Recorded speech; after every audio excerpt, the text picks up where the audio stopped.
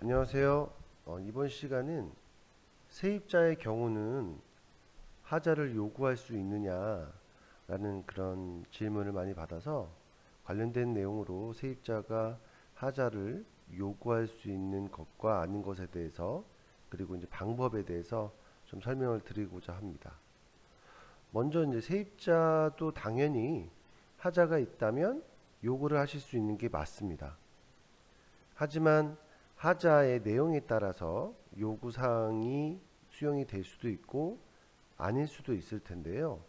첫 번째로는 그 부분에 대해서는 이 계약서 처음 임대계약서를 작성하실 때 명시하는 게 좋습니다.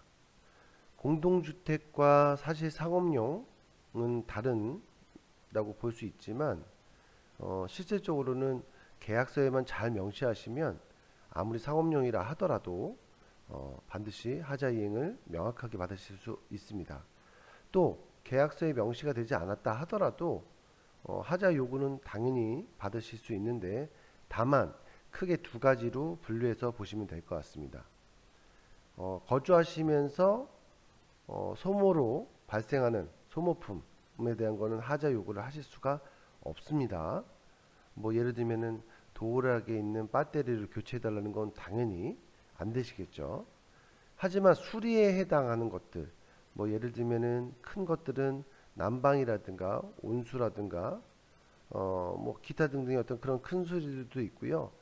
또 예를 들면 전등 같은 경우에도 수리가 가능합니다. 다만 수리를 해야 하는 것과 교체해야 되는 것, 전등도 등만 교체해야 되는 것만 전구만 교체한다라고 하면 당연히 요구를 하실 수가 없지만 등 자체에 문제가 있어서 아예 수리를 해야 된다라고 하면 요구를 하실 수 있다는 겁니다. 또한 뭐 드럼 세탁기라든가 기타 등등의 어떤 그런 옵션들도 있다라고 했을 때 그 옵션이 노후돼서 발생하는 하자는 당연히 요구를 하실 수가 있는 겁니다.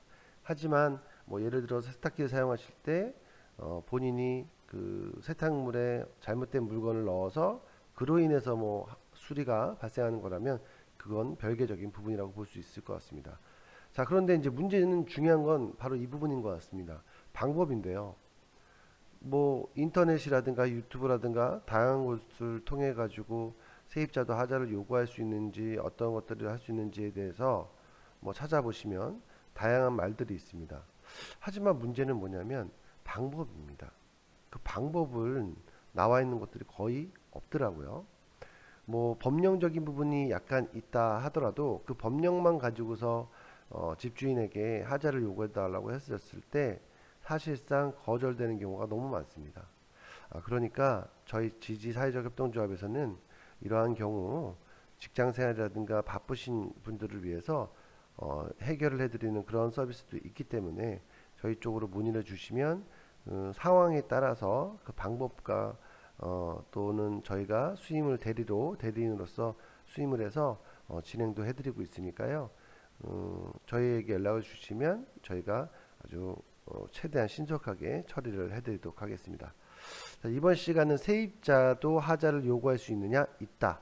그 세입자가 공동주택이든 상업용도를 사용하시는 사무실이라 하더라도 요구하실 수 있다라는 부분, 그리고 계약서에 반드시 상세한 내용들을 명시하면 좋다라는 거, 그리고 어떤 것들을 요구할 수 있고 어떤 것들은 요구할 수 없는지에 대해서 말씀드렸습니다.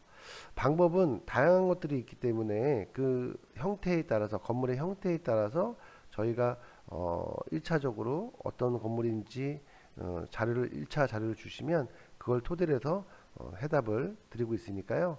그 부분 참고하셔서 연락 주시기 바랍니다. 감사합니다.